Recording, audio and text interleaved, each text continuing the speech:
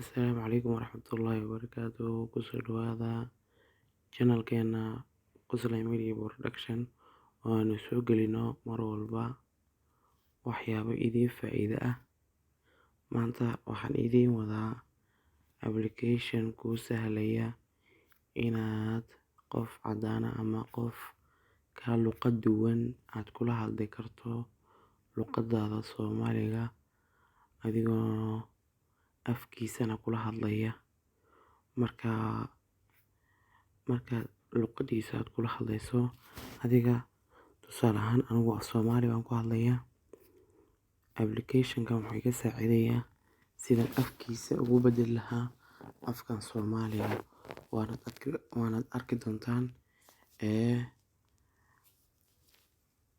muuqaal habboon daawasho wanaagsan. Hadda meeshan ayaan gelaynaa, enable in settings ayuu kuu soo qoraya sidaas. Keyboard baad ku dhufanaysaa. Keyboardka markaad ku dhufato select input ayaad haddana ku dhufanaysaa. Marka keyboard ayaad toos u dooranaysaa, done buu ku dhahayaa. Markuu done ku dhaho waad ka soo baxaysaa, waxaad imaanaysaa Facebook-gaaga caadiga ah amba Messenger-kaaga ayaad soo aadaysaa.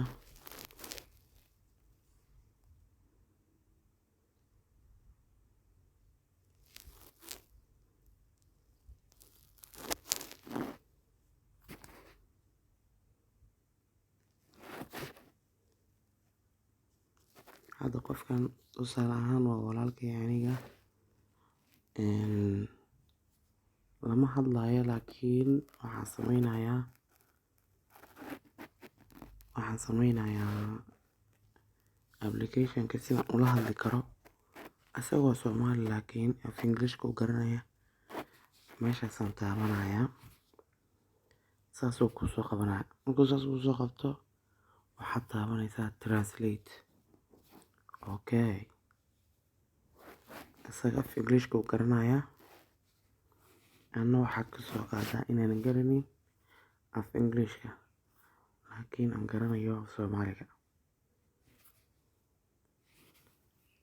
Af Soomaaliga raadsanaya, meeshan saasaad uga raadsanaysaa.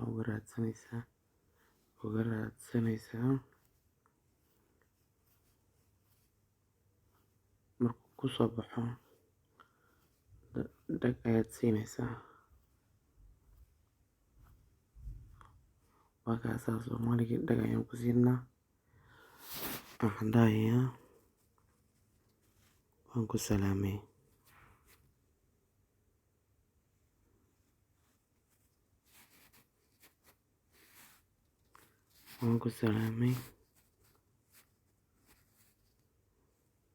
Waa kaasaa hadalkayga suu isku beddelay waad arkaysaa.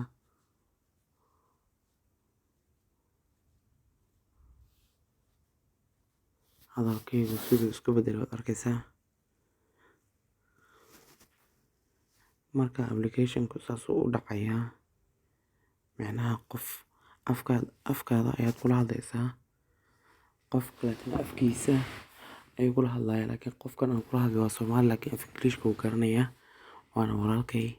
Marka ka faa'iidaysi wanaagsan.